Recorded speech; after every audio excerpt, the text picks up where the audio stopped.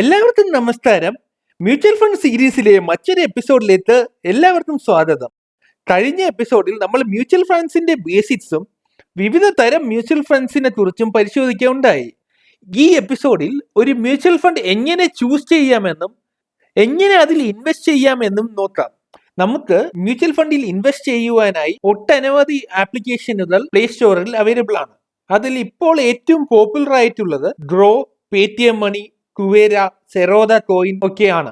ഇന്ന് നമ്മൾ പരിചയപ്പെടുവാൻ പോകുന്നത് paytmmoney എന്ന ആപ്പ് ആണ്. നിങ്ങൾക്ക് ഓൾറെഡി പേടിഎത്തിൽ അക്കൗണ്ട് ഉണ്ട് എങ്കിൽ അത് തന്നെ യൂസ് ചെയ്ത് നിങ്ങൾക്ക് ലോഗിൻ ചെയ്യാവുന്നതാണ്. ഇല്ല എങ്കിൽ പുതിയ അക്കൗണ്ടും ക്രിയേറ്റ് ചെയ്യാവുന്നതാണ്. ലോഗിൻ ചെയ്ത ശേഷം അതിൽ നമുക്ക് പലതരം ഇൻവെസ്റ്റ്മെന്റ്സ് കാണാം.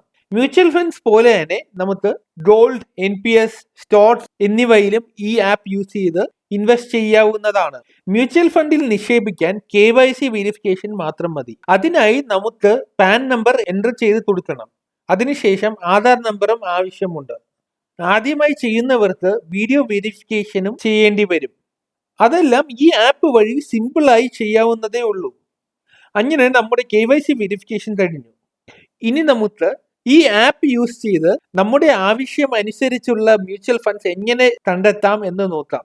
ഇവിടെ നമുക്ക് നമ്മുടെ ആവശ്യത്തിനനുസരിച്ചുള്ള പലതരം ഫണ്ട്സ് തിരഞ്ഞെടുക്കാനുള്ള ഓപ്ഷൻസ് അവൈലബിൾ ആണ്. ഉദാഹരണത്തിന് top rated funds, international funds അല്ലെങ്കിൽ ടാക്സ് സേവർ ഫണ്ട്സ് അങ്ങനെ തിരഞ്ഞെടുക്കാവുന്നതാണ്. ഇൻവെസ്റ്റ് എന്ന പേജ് എടുക്കുമ്പോൾ നമുക്ക് എല്ലാ തരത്തിലുള്ള കാറ്റഗറീസും കാണാൻ സാധിക്കും.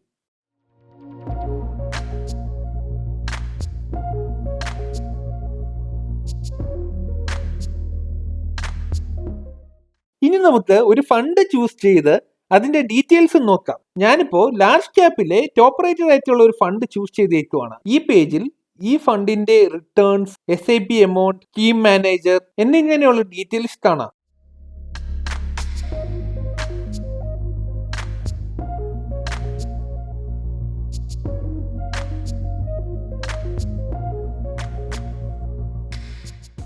നമ്മൾ നോക്കേണ്ട ഒരു പ്രധാന ഡീറ്റെയിൽ എന്തെന്നാൽ അതിന്റെ എക്സ്പെൻസ് റേഷ്യോയും എക്സിറ്റ് ലോഡുമാണ്.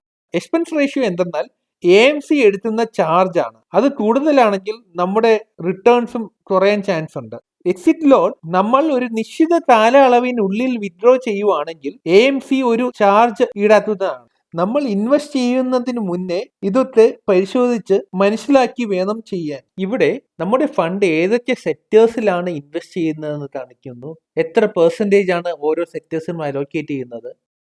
ഇവിടെ ഏതൊക്കെ കമ്പനീസിൽ എത്ര പെർസെൻറ്റേജ് ഇൻവെസ്റ്റ് ചെയ്യുന്നു എന്ന് കാണിച്ചിട്ടുണ്ട്. നമുക്കിനി ഒരു ഇൻവെസ്റ്റ്മെന്റ് എങ്ങനെ ചെയ്യാമെന്ന് നോക്കാം. നമുക്ക് SIP ആയിട്ടും ലംസം ആയിട്ടും ഇൻവെസ്റ്റ് ചെയ്യാവുന്നതാണ്. നമുക്ക് SIP ആയിട്ട് ഒരു ഇൻവെസ്റ്റ്മെന്റ് സ്റ്റാർട്ട് ചെയ്യാം. മന്ത്ലി ഏത് ഡേ ആണ് ഇൻവെസ്റ്റ് ചെയ്യേണ്ടതെന്ന് സെലക്ട് ചെയ്ത് ഇൻവെസ്റ്റ് ബട്ടൺ ക്ലിക്ക് ചെയ്യാം. നിങ്ങൾക്ക് താല്പര്യമുള്ള പേയ്മെന്റ് മോഡ് സെലക്ട് ചെയ്ത് പ്രൊസീഡ് ബട്ടൺ സെലക്ട് ചെയ്യാം. നിങ്ങളുടെ ഇൻവെസ്റ്റ്മെന്റ് കൺഫർമേഷൻ ഡീറ്റെയിൽസ് ഇവിടെ കാണാം. ട്രാക്ക് ബട്ടൺ ക്ലിക്ക് ചെയ്ത് കഴിഞ്ഞാൽ ഇൻവെസ്റ്റ്മെന്റിന്റെ സ്റ്റാറ്റസ് അറിയാവുന്നതാണ്. ഇൻവെസ്റ്റ്മെന്റ് ട്രാൻസാക്ഷൻ കംപ്ലീറ്റ് ആവുവാൻ 2 മുതൽ ഒരാഴ്ച വരെ എടുക്കാൻ സാധ്യതയുണ്ട്. ഇൻവെസ്റ്റ് ചെയ്തതിനു ശേഷം പോർട്ട്ഫോളിയോ ടാബിൽ ഇൻവെസ്റ്റ് ചെയ്ത തുക, ഫണ്ട്സ് എല്ലാം തന്നെ ഡീറ്റെയിൽ ആയിട്ട് കാണാൻ സാധിക്കുന്നതാണ്. എല്ലാവർക്കും ഈ വീഡിയോ ഇഷ്ടമായെന്ന് വിചാരിക്കുന്നു. നിങ്ങളുടെ സംശയങ്ങളും അഭിപ്രായങ്ങളും കമന്റ് ചെയ്യുക. പുതിയൊരു വീഡിയോയുമായി ഉടൻ തന്നെ എത്തുന്നതാണ്.